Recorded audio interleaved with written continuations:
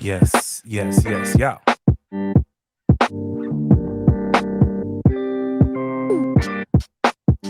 Welcome back to the Klyph Notes podcast. Available everywhere you get your podcasts.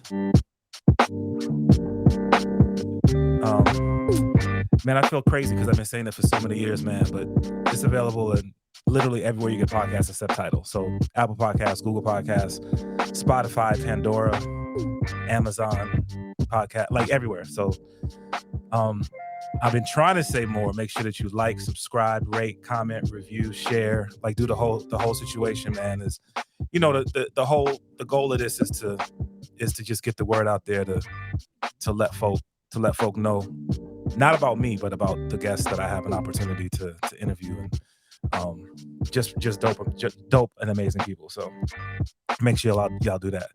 So this was cool, man. I have a chance to catch up with somebody who I haven't talked to in a minute, and then build with somebody. And these cats are creatives. They have they put out some content that if you listen to the Welcome to the Neighborhood radio show that I do on XRAY FM every Saturday night, then you've heard some of it. But we about to get into some of the background and let y'all know some of the new stuff that they're working on. So without further ado, man, I'm about to bring in 10,000 Rats. What's good? It's good. Yo, man, we got the homie Jesse Desean. What's up, man? How you doing? It's good to see you, bro. Yeah. No doubt. And then producer extraordinaire Andy Savoie. What's happening, man? Good, man. Happy to be here. That's what's up, bro. That's what's up. So, like literally a number of things to talk about. I don't remember how many years ago it was now, but Jesse, you sent me some new music, a newer project that you've been working on. And that project is Sus, which is really dope, I think, because I think anytime you have an opportunity to hear an MC over a live band, that's really dope. So we're gonna come back and talk about Sus, but I really want to dive into this brand new project that y'all just dropped, 10,000 Rats. Mm-hmm. Related to Sus because both of y'all are in the band, but just off top, like, yo, what's up with the name, B? Oh man, it's honestly from like, I think there was like a meme like a handful of years ago. I would say like 4 or 5 years ago. Yeah. And it just developed from this meme of like, I even forget what it was about, but it was like essentially if you had to pick like 2 of these groups of animals to fight these other groups of animals, and there was like 5 lions, X amount of bears, it was like 5 eagles, and there was like 10,000 rats. And we had this like text thread, and we just like, it was like a day long of just like this debate of what animal group you would like pick to like battle all the other animal groups. And somehow we like just somehow picked 10,000 Rats as just like that animal group. And then like years later, me and Jesse are just like working on some shit, and I love stupid ass names, and so we're like, oh yeah, 10,000 Rats. Yeah, it was like we were actually debating it in a Sus rehearsal, and we were all just going back and forth, and just like, I mean, it's a heated meme. Like when you send it to the homies, like, yeah, you get into it, you get passionate, and we had like all kind of concluded that 10,000 Rats is one of the picks. And at that time, this is like years ago, like maybe 2018, 19. Andy and I just kind of like jokingly like said, we should make that like a group name. That should be our like group name together, is 10,000 Rats. And so it was just, when we started working again, it was just natural, like, oh, easy, 10,000 Rats. and it's just like I said, like, you're like, what's with the name? Exactly. Like, it's one of those things where you hear and you're kind of like, what the fuck, but it's still, yeah, it just kind of lingers, and it's timeless. Yeah, well, and that's one of the things that I think is cool about picking that name, is it is definitely, it's not gonna get lost in the sauce. You know what I'm saying? When people know it and they Google 10,000 Rats, you're gonna get one or two things. You're gonna get some crazy videos, or you're gonna get the band, which is dope. Exactly. And I think also it stemmed from like us being in Sus.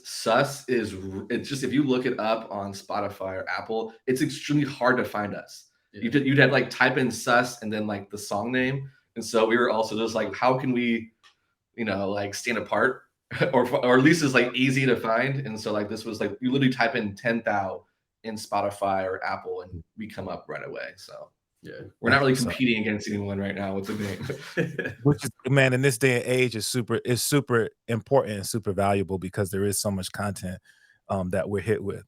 So sort of on that topic, when we get an opportunity to listen to the project, the 10,000 Rats project, I think it's dope that it is a project that it's we get a chance, I think, to hear a lot of different styles, of you guys coming together. Was that the thought, like when you were creating this project, that you wanted to sort of create a canvas of the many different things that you folks can do, or was it just, let's just get in the lab and see what we come up with?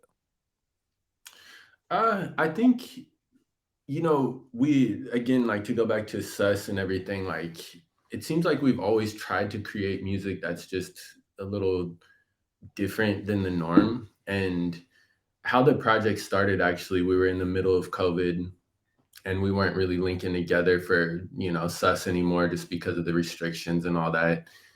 And Andy sent me like a bunch of beats, and the one that like really stuck out to me was Dear God, which is one of the tracks off the project, obviously. And it just felt right. It felt like something kind of refreshing from what we were used to making, essentially. And so that was kind of like the birth of the project in a sense.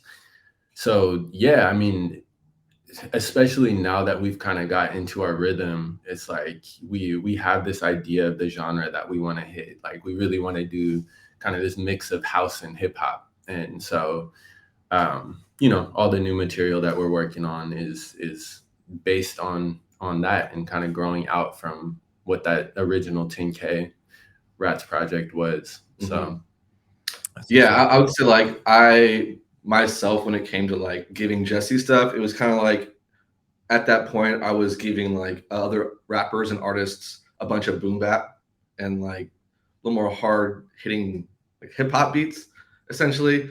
And it was a nice departure because I also have a vault of just all this house stuff that I've made, and like I'm in a group called Remember Face, which is definitely a little more like an abstract feel, a little more jarring, kind of industrial sound. So I was trying to find like a happy medium, and this is like the perfect happy medium of like being able to do some like house inspired hip hop fusion, but also kind of still have some of this like sample based boom bap like in there, and trying to find like a happy melody between or harmony between those genres. Okay. So two questions that. So I'm gonna start with you, Andy, because when I listened to the project for the first time, there was something that hit me. So I have a question about just your production, your development of production. Like, when you started making music, this is such a cliche-ish question, but I'm really curious in terms of influence.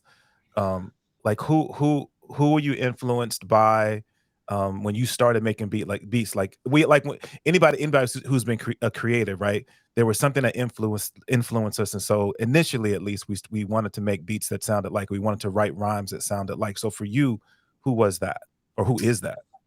Oh man, just overall influences. I guess I was brought into a pretty like musical family where like my dad, my brothers, my sisters all played instruments. So I was definitely influenced by like just being in that environment. And so I started playing drums at a young age, and I was influenced by a lot of like funk and soul, and then but also like 80s pop and like house from that era, and a lot of electronic music. So it was just like simply a fusion of just all these styles when I was a kid. Because my dad would just play everything. Like he was one of those. He has extreme ADD.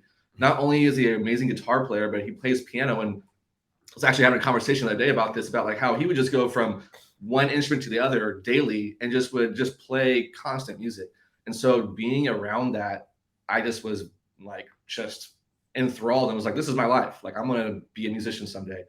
And so, fast forward, I think that just like all the genres that I've listened to when I was a kid influenced me. And I started making beats when I was in high school, and it was heavily inspired by the greats from like, definitely from Primo, to like Large Professor, definitely Dilla and stuff. So I like got really inspired by sampling, and from there, I think something that really hit me when it came to hip hop, because I was so into it when I was a kid too, was like, I think I was first into hip hop. I was just so like about just hearing what I heard on the radio, right?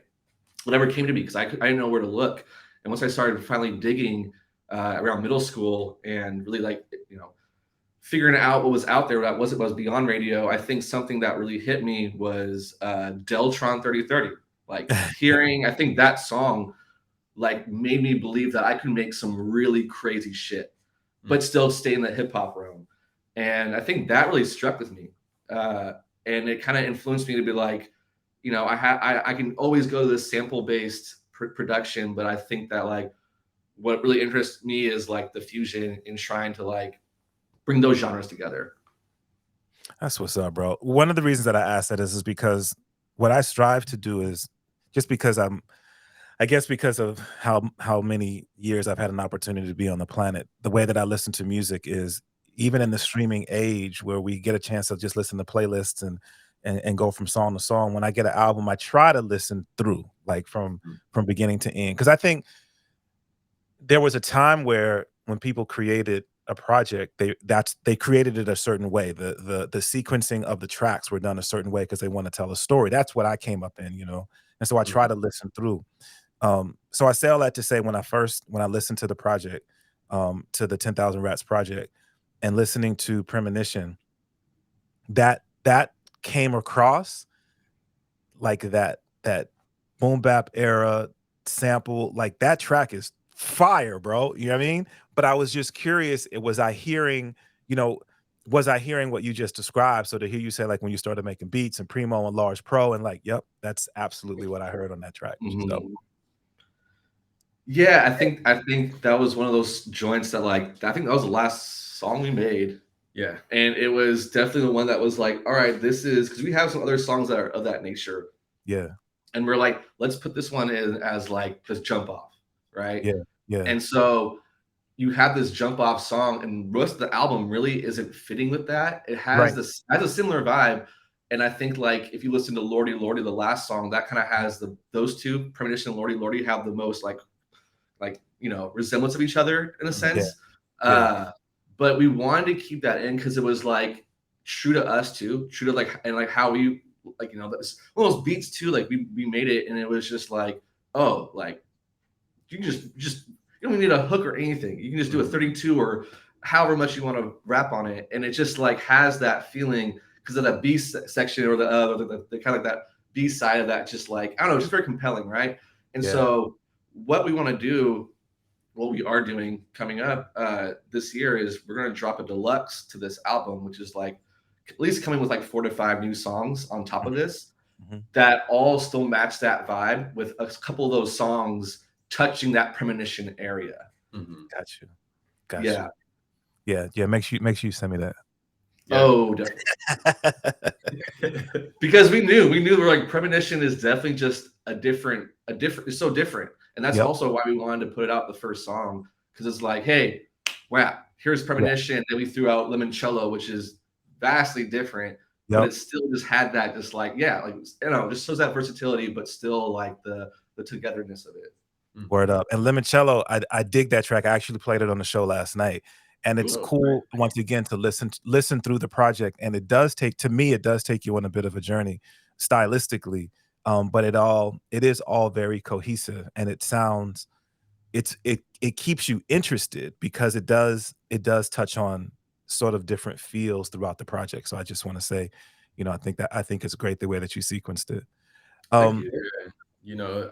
I will just add to that really quickly. Like, it's funny. I talk to a lot of artists, and I'm like pretty close with a lot of folks, and it's crazy. Like the different, you can kind of tell generationally, like how people listen to music, because a lot of young cats do just like be on like some playlist stuff, just, and it seems like the attention for music is different now. That's no knock on anything, but like, you hear something, you want to hear something else real quick. But I have always been one to like really digest projects. Like even first listen, I'm like, look, I got to go through it again and again, And so that sequencing has always been just like mad important with all of the projects that we work on. It's like, to go back to Premonition, that song actually, the intro that we originally had was kind of like on this house hip hop tip, and it just wasn't right. We were just like, it doesn't work with the sequence. And so, we came to what Premonition is now, and it's all about that sequence. So yeah, it's cool to hear you say that. And I also add to, like, I feel like some of my, because I'm the same type. Like, I listen through front to back to albums, and I think that, like, I love it when I'm listening to an album and I don't know what track I'm on sometimes, just from like the sheer just like bleed from song to song. And I feel like the last time that really impacted me when it came to like a hip hop house level was Kaytranada's 99.9%. There's like songs in there where you're like, oh, the track already is track 5 already, like it was just cool how it just blended together. And it feels just like almost like just like a party, like you're a part of like this person's set or something. Yeah. And some of it I think is the way that music is curated now, because now we have this access to music that's not just coming from the DJ, that we do have playlists, that we do have literally AI creating, sequencing music the way that we hear it now. I think that people are coming up, and that's what they know. Like, that's how you listen to music, is that you get this constant change of vibe. And I think the cool thing about that is it helps us get introduced to new music. Man, I can't tell you how many new artists I found just from listening to Pandora, just the way that algorithm works. But I often refer to the scene in Straight Outta Compton, that scene with Dre just laying on the floor with the headphones on with records all around him. Like, that was me. You know what I mean? Literally laying on the floor, just listening to an album that way. So the way that I see it now is there's a couple different ways to listen to music, and it sort of depends on the space that you're in and literally the time that we have available. But again, I think with this project, you guys to a degree give us a little bit of both, because of the way stylistically you put this thing together, which is really cool. Thank you. Yeah, no, absolutely. So Jess, I wanted to talk to you a little bit about like the rhyme style and delivery. So, bro, I feel like you and I probably connected. It's been well over a decade, like when we first connected, because I've been doing radio for about 13 years. So it's one of the dope things to me is to hear just the development of the development of your pen, and the development of your style, of your delivery, and then to be able to jump on a bunch of different stylistically, a bunch of different tracks. Do you think that having a chance now to perform with the live band, I guess there, like, perform with the live band, has had an influence on your pen and on how you rhyme? Yeah, totally. I mean, so, the last time that we actually linked up for like a project of mine was when I was rapping with Chill Crew with John Bells. And, Yeah. the unique thing about that whole environment is that we were constantly looking for like old beats or like different beats. And so we were always pushing each other to the edge as well. And so that kind of was put into my DNA as a writer. As far as the live band stuff goes, that had always kind of been like the next step for me. Back when I was a kid, I was like, yo, I have to get into this live band stuff. And with Sus, what's nice about that is it's not just like a bunch of session musicians that are coming together to, play their part. It's like everybody's creating in that band. And so the first project that we dropped, it was a lot of stuff that I had already written, and we brought it to Sus and put it together as a project. Whereas everything else from there became influenced by like, what happens if I perform this way? How do I get reaction? How do I get better? How do I breathe correctly? Like all that stuff.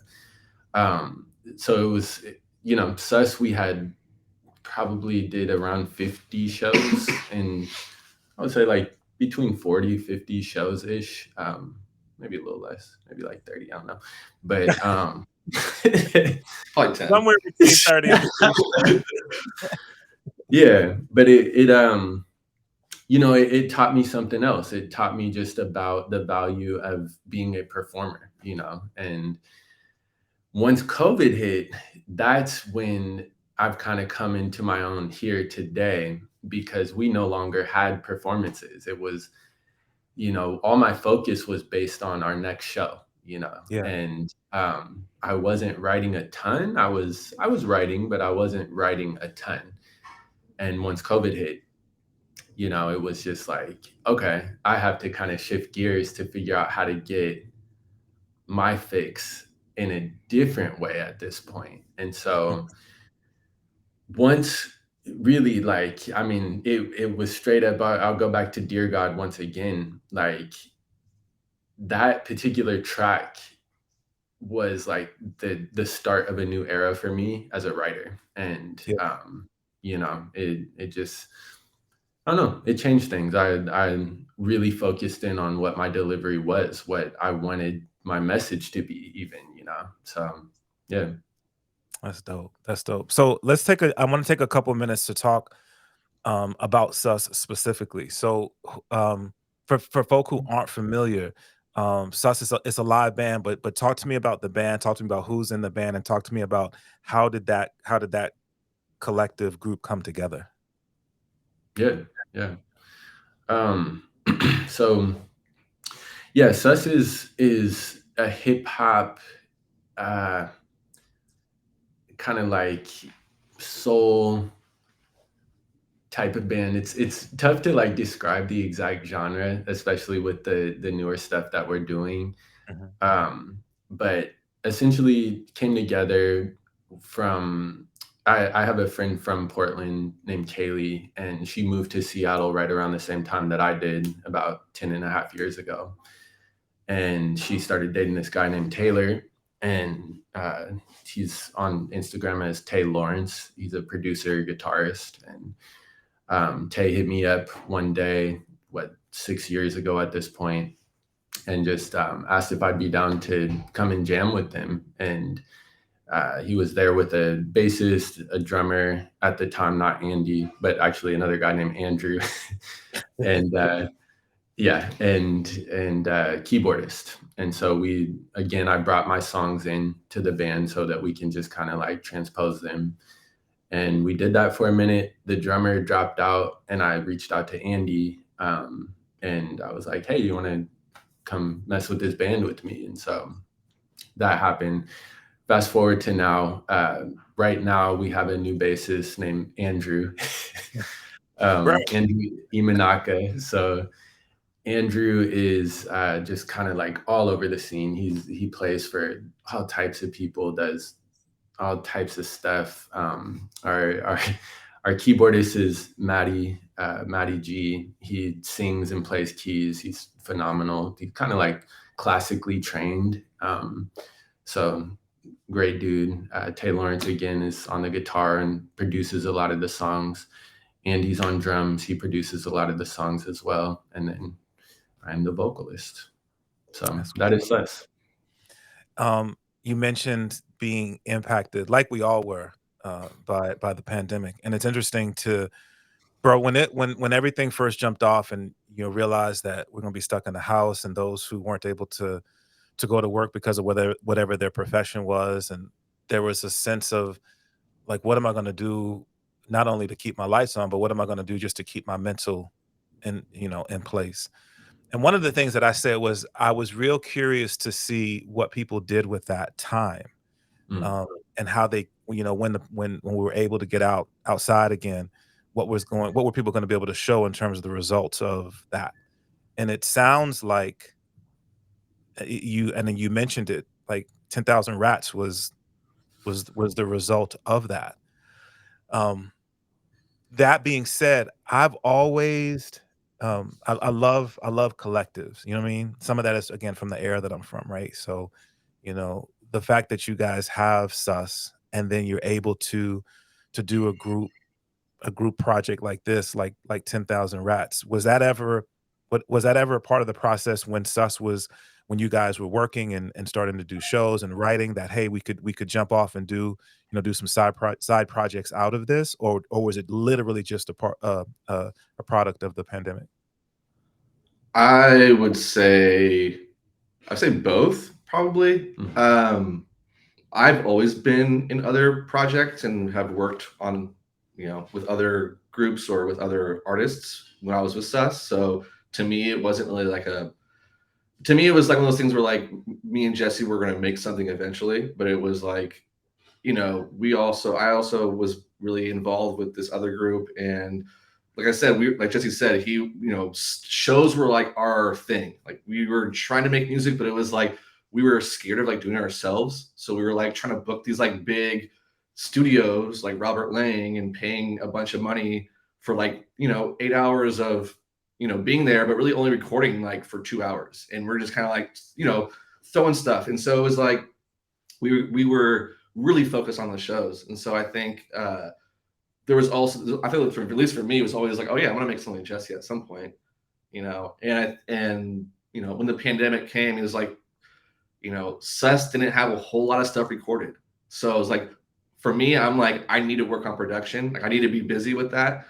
And that's my bread and butter, I feel like. And so it was like no Sus stuff, or like there's very, minuscule Sus stuff. So it was like, I was super hungry just to work on shit and just to like work with other people. And, and so I think that naturally came with like me and Jesse just being like, him also in the same boat as like, shit, Sus isn't, we're not doing anything. So like, what's good, And it's funny because like the process of us making that album took a while. Like took like a year more than that, which is funny because now we're like churning shit out, just like, we're able to do that. And so I think that year needed to be like that, like just us to like, figure out that like we can take time. We have time right now. Like during COVID, everyone had time. So I think it was a really great experience, even though COVID was fucking horrible. It was just like great for us to like, essentially be bored and need something to do, and to like reach out and connect and vibe with certain sounds. And I feel like a lot of the stuff that I was making at the time, I was just trying to for me, when I go into production, I just make some of the worst shit ever. And then I still make some of the best stuff. And so I come back to that worst shit ever and remake it. And I feel like just like at that point, I was just like just spraying stuff. And a lot of that house stuff that you heard, like Dear God and Tropic Thunder, those came from that. And it was just like just me wanting to put out that style. And Jesse was down with that. No doubt. So in going through that process then and creating and this project coming, beginning to shape and take form, how has that influenced what you're going to do next, right? So you talked about, adding tracks to sort of a deluxe version of this. Going through this first stage, has that influenced what 10,000 Rats might look like for the deluxe version, and then for whatever you guys do going forward? 100%. Yeah. I think, like I said, I think that year, like if we try to do it really fast, I feel like the product would have been completely different. But at that same time, like I think like we just learned so much in that year and a half about this process. We're not established like big name artists from the Northwest right now, right?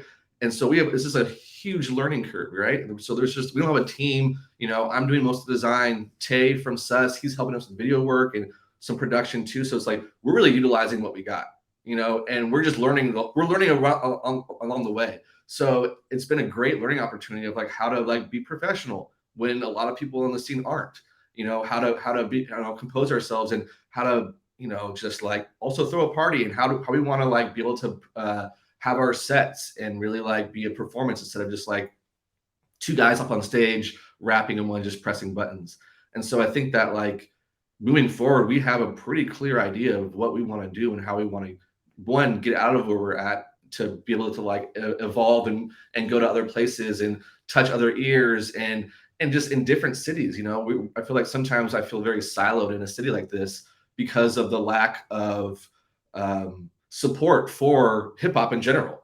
you know? And so it's like, really, I think we're looking to venture out, but also stay with this community and build a community in this city too. So yeah, I would say, to answer your question, you know, that year and a half really, I think, shaped our view of how we're going to approach music and how we put out music and how the way we perform. Yeah, you know, I'll add to that I think really what COVID did for us was it forced our hand to utilize the resources that we have, kind of as Andy was saying. And so before COVID, really, you know, Andy has always been producing, but I mean, if I can say, like, never on this level, like never on this level of production. Same thing goes with Tay. He's never been on this level of production. And that was because COVID kind of sat us down on our butts and it was like, hey, this is what it is. During that time, I also set up my whole home studio, and so did everybody in SUS, you know. And so we had to add to like what we learned from that process, we learned efficiency, you know, like how can we cut all the fat and make this a thing that we can churn out these songs at a high rate, you know, and at a quality rate. And so now, you know, just the home studio alone for me as a vocalist is like, man, I tell people all the time, like, you could go and book a studio session, right? And it's this Saturday or whatever, and you get terrible sleep on Friday, you know, like you have a bad day and you show up to the studio session and you have a certain amount of energy for that particular day. Whereas, like, if you have a home studio, just yesterday, I was in the shower and this hook hit me that I've been sitting on for like months for this one beat with Tay. And this hook hit me in the shower. I didn't even write it down. I went straight down to my studio and recorded it. And, you know, so I was in that energy right there and it sounded tight, you know, like, and sometimes I go into my home studio session and it sounds like crap and I hear it and I'm like, okay, you know, whatever, moving on. I didn't pay for it. So efficiency is my main point that really has got us to a point where we're like, you can think on a different level at this point. You know, we were so bogged down with all the shows and everything, which is a beautiful thing. We made some moves off of those shows, but now we have the music to back it, you know, and that's unfortunately, thanks to COVID for just sitting us all down and having us rethink how we approach this. No doubt. So I heard you mention a part of the collective being able to help with the process, this creative process, in support of 10,000 Rats. Did I understand you to say that you have some visuals that you're working on for this project? Yeah, we put out, so like, I guess we put out a video for Premonition that was kind of like a lyric video, and then we have a video coming out for Dear God coming out pretty soon. And then we got we have some singles that we just wanted to start throwing out and being able to throw some type of video content on top of that. You know, Tay's able to like be incorporated with us when it comes to like video and stuff, which is great. He has a great eye, and it's just like Jesse said, it's like we're all found our, like, you know, our resources, whatever we can get, and everyone's kind of like, you know, knows that, like, if it's my project or someone I'm working with, or if it's Jesse working with someone else, or it's all of us doing a project, or me and Jesse, or Jesse and Tay, or, you know, whoever it is, it's like we're all in it together, and like whatever someone's doing, we're gonna have their back and be able to, like, you know, help promote or help do whatever we can. And so if it's production or video work or design work or graphic design work, it's that, you know, we're all down to help contribute and be a part of it. And so that's like, you know, Andrew, who's our bass player in SUS, he was able to help us with stuff in 10,000 Rats, and same with Tay. And so it comes from not only a production level with music, but also on an artistic, graphic and visual level too. Bro, just like, how dope is that though? You know what I mean? That you have it, like, there's just this in-house production company based on Totally. And we just wish that we could just do it full time and fuck off on our jobs. You know, like we're always like, how can we just do this? And it's like, it's like risk versus reward, you know, like we all like I think we're all blessed to be able to have a stable job and but also be able to have our support of our family, to be able to just like have time to work on music and go to shows and devote this time to something that we're really passionate about. Are we making money? Not from music? Not really, you know. Do we want to? Yeah, but also it's just, we have this drive, and I think that like it's almost like without saying anything, we just know that we're all on the same page, you know, that we all for the same goal, and the same goal is to like have our own production house in Seattle, where we're like able to just work this full time and make money off of merch or whatever have you, you know. It's just, it's hard to crack into that, you know, as being an independent artist. So we're just lucky that we're able to finance this on ourselves at this point. But yeah, it's a lot of camaraderie and a lot of just working together and all with the same goal in mind, which is like, hey, we would love to play some huge festivals in Europe, you know, like just simply as that, you know, like get out and be able to do stuff off of music, you know, seeing artists that we either personally know or know from the city, like being able to get out and perform and live off of music is like a beautiful thing. And it's just great to see that. And, you know, it's really, really motivating. That's what's up, man. So now, as we are recording this in 2023, and we literally are outside now, right? We have an opportunity to do events again. Festivals are happening, stages are open.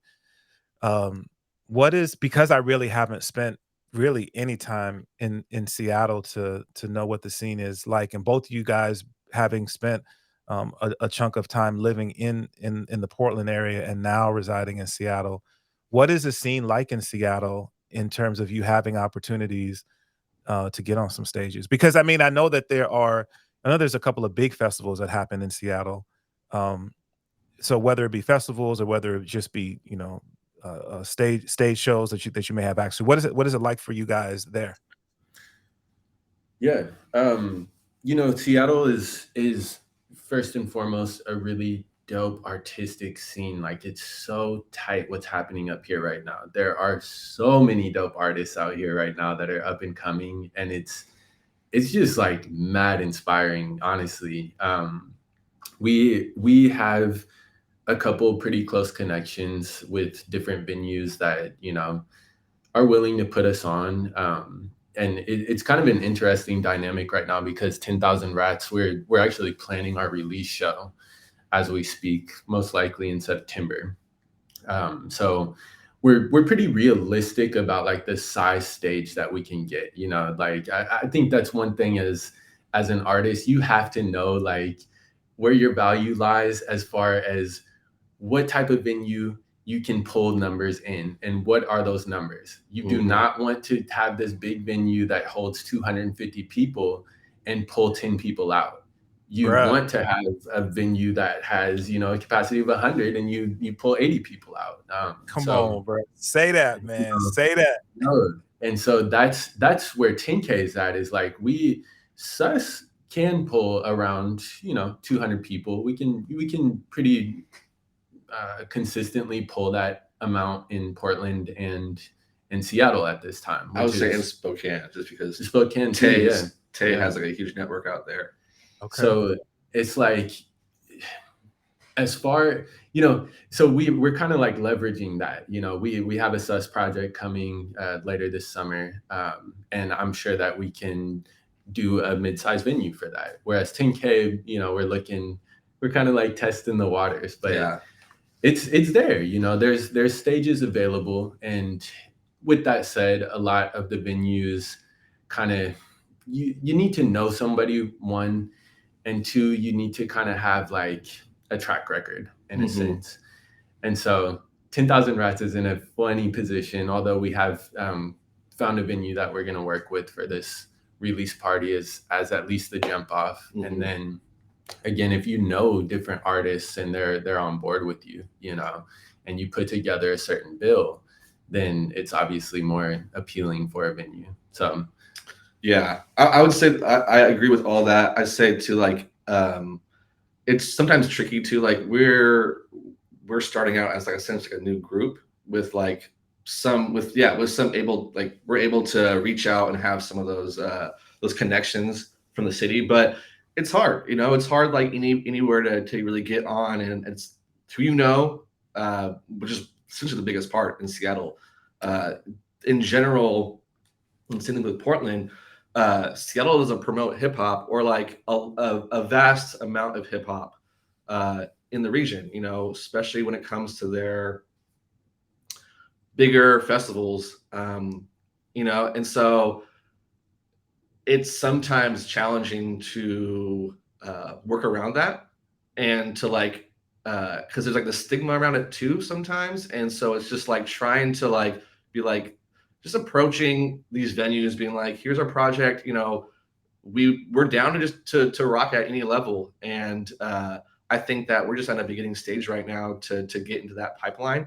And you know, like you said, Sus, I feel like we're gonna put an album out, and since it's like hip hop with a live band element that just is different from a rapper and a DJ or just a rapper on stage. It's so different. It could be the same music, but it's just the perception of it is vastly different. And Seattle's always loved that perception. Mm-hmm. They've always loved that perception of the more I'm going to say more tender hip hop, right? Mm-hmm. That's easier for the vast majority of people that live out here that are white, that they can like, you know, actually like grasp onto. And it's just a little bit of a challenge. And so that's, you know, we love Seattle. We love this area. We love Portland. We're going to continue always having this community and trying to build it. But we also really want to get out and experience, you know, other areas that have more of a thriving scene.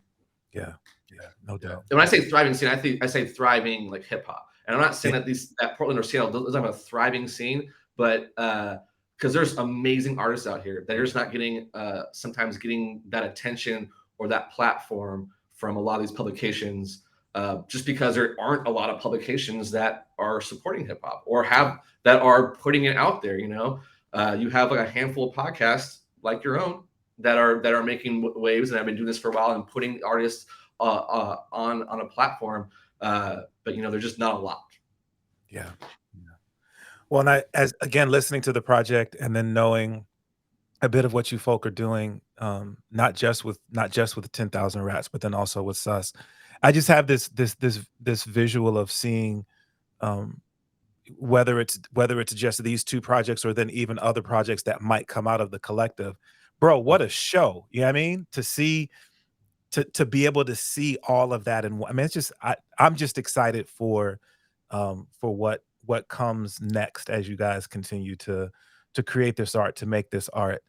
And so hopefully, you know that at least you have my platform here in Portland, whether it be playing your music from 10,000 Rats or Sus or anything from the collective on the radio stations that I'm on here, both XRAY and the Numberz, whether it be this platform, in terms of podcast interviews. And you know, we can talk more about this off air, bro. But I do have a connection. I have some connections here for live shows, which I'd love to be able to. Anyway, we're gonna talk about more about that off air. But just know that, you know, I think for as much as many challenges as do exist, that there are definite opportunities for creatives who, for what I'm hearing, is that are just passionate about the art. And I think if you're passionate about the art, the other pieces can happen because of that passion, because it's that's what we need, man. We need to really, at least that's what I'm on right now, you know, when we look back at all different types of art forms and we celebrate that and we see how it is truly an example of cultures all over the planet. Putting energy into that creative process, putting energy into the art is so valuable. So thank you guys for what you're doing, for contributing to that. I would also build on top of that, like just being like, I think community too is a big factor in all this. And like the Seattle community, you know, a lot of just big money has moved here. So like, you know, the art scene to me is kind of diminishing when it comes to just like the facilities and publications. but the people and community are still thriving and are still here. And it's crazy. Like, you know, we just went to a handful of shows. Our friend Seth and All Star Opera from out here, they put on these string of shows that are like in a bunch of different venues for 5 days straight called Seattle World Tour. And they essentially just get a bunch of our friends and musicians that are doing things that, you know, are just down to have that platform, and they put a show on 5 days for those 5 days in a different venue every night. And like that to me is just like so sick. Like it's just brings you gotta add too that the whole purpose of that is to raise money to give out to artists who are trying to. So, you know, like their goal was 10,000. They hit that, you know, they raised $10,000, and they're going to give all of that to artists around the Northwest, you know? So the community is crazy here. It's nuts, you know? Yeah.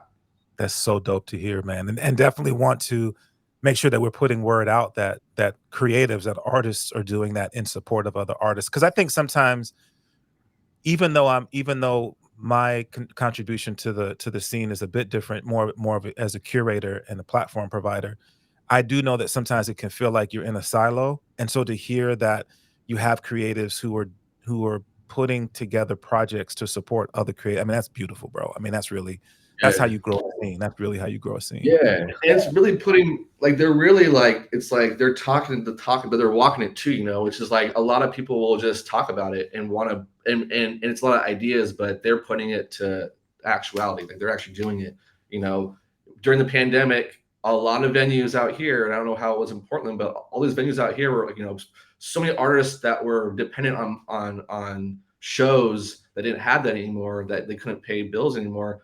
Right. You know, even when they were able to play these shows, they're getting paid $150 a pop, which is not a lot for some of these shows where they're opening up for these bigger acts, especially festivals. You know, I played many festivals in Seattle where you're getting $100, $150 a pop, and you're opening up for like this big artist. And so there was this thing where, like, during the pandemic, you know, a bunch of venues were like, yeah, we're gonna start paying once everything's opened up. We're gonna start paying these artists right, and that just never happened. And so it's like these artists are actually like putting the money where their mouth is, you know? And so it's just, it's beautiful to see, and it's really inspiring. Yeah. That's what's up. That's what's up. So, the project that you guys have created, 10,000 Rats, is out right now. If people want to get their hands on it, how do they do that? Yeah. We're on all the music platforms. We're on Apple, Spotify, Tidal, I believe, all that. So, and Bandcamp, if you want to pay us like $5 instead of stream it, you know. So yeah, Bandcamp and all those platforms. And then we'll be having a release party in September. We're trying to think, it might be September 9th. We haven't confirmed it yet. We'll have a bunch of merch, and then we'll be putting out a video for Dear God before then. And hopefully another single, and then we have a whole deluxe that we're working on and trying to get that out probably later this year, probably end of year. Okay. I definitely want to make sure that people are aware of the Bandcamp, because for as much as I truly appreciate the streaming services, because it makes, whether it be for playing joints or for just getting access to music and listening to music, I definitely appreciate them. But I want to be sure that people are up on the Bandcamp, because that is absolutely a way that we can contribute to the movement. So once again, let them know what the Bandcamp is. Yeah, it's 10,000 Rats. Just all you gotta do is go to Bandcamp and type in 10,000 Rats. We don't have any competitors right now with that name. No doubt. It's the number 10 and then 1,000. Yeah, written out 1,000 Rats. Yeah. In terms of just connection with you folk, social media connection, being up on what's coming, what you guys are working on collectively or individually, how do people connect with you guys? Yeah, I'm mostly on Instagram. My Instagram handle is Jesse Desean, JESSEDESEAN, and Andy's. Yeah, mine's LESAVOIE, so Les Savoie. Yeah, we're both on Instagram, and you know, DM us for anything. We're always down to rock something or talk about collaborations. I think that's something that we're really interested to, is just like talking about community. It's just, you know, if you like our music and you know, either want to collab or you want to write or whatever it is, like we'll always at least respond. We're never gonna not acknowledge you. Yeah. That's what's up. That's what's up. Anything else that you want people to be aware of? Anything else that people should have on their radars? Music wise, I would say, looking out for the new 10,000 Rats Deluxe. We'll have, like I said, we'll have Dear God coming out, the video soon. We have another single that we're going to drop that we actually should send to you ASAP because I think you would really mess with it. Then when it comes to other music for like Sus is coming out with a 5-song project end of summer. And then Jesse and Tay have a project coming out. Is it coming this year? Yeah, we're hoping to get it out this year, kind of in the final writing and mixing process. So probably late fall, early winter. Yeah. And then more promo on my side. If you haven't yet, last year, me and Milk, rapper from Portland, put out an album called Windbreaker from Fresh Selects label. So check that out. We have another one coming. We're working on the second one right now. So that should be coming out in probably March of next year. Also promote my own shit. Me and Greg Cypher put an album out. Greg Cypher, rapper from Seattle. Shout out Kung Fu Grip. That came out in February this year. It's called Impressions Under Pressure. Check that out. I'm trying to think of what else we got going on. That's a lot. It's a lot. There's a lot of stuff. We're working a lot on music. No doubt, man. Salute to Kung Fu Grip, man. I haven't talked to them cats in a minute. Had a chance to have them on a years ago, and I think we also did an episode of Klyph Notes many years ago. So it's just cool for these circles to, you know what I mean? We're all connected. We're all connected one way or another. Fellas, listen, thank you so much for taking some time to come on the podcast and to let us know what you guys are working on. Thank you again for making great art.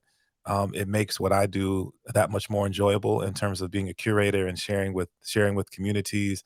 Definitely appreciate you guys and really am looking forward to, you know, what's coming next from both 10,000 Rats and for Sus and all of the other projects you guys are involved in, man. Like I said, know that you got a platform here in the Portland area for real. I appreciate you, man. Yes. And as always, you've always been a staple in the community and just proving that even more so these days. And so really do appreciate you, Klyph. Thank you, man. Yes, thank you, Klyph. Absolutely. Like I said, we're gonna talk in a minute, man, about some potential things. Love that. Absolutely. 10,000 Rats live here on the Klyph Notes podcast. Hey, yo, once again, man, y'all, thank y'all so much for tapping into the podcast. We're available everywhere you listen to your podcasts: Apple Podcasts, Spotify, Google. Shout out to Akepele Apparel for their continued support of the podcast. Check them out online at akepele.com. That's AKEPELE.com. Get you some dope gear, tees, hats, the whole nine. And last but never ever least, man, big ups to the homie Theory Hazit for creating the official theme song for the Klyph Notes podcast. All right, y'all, until we have an opportunity to do this again, y'all be blessed. Peace.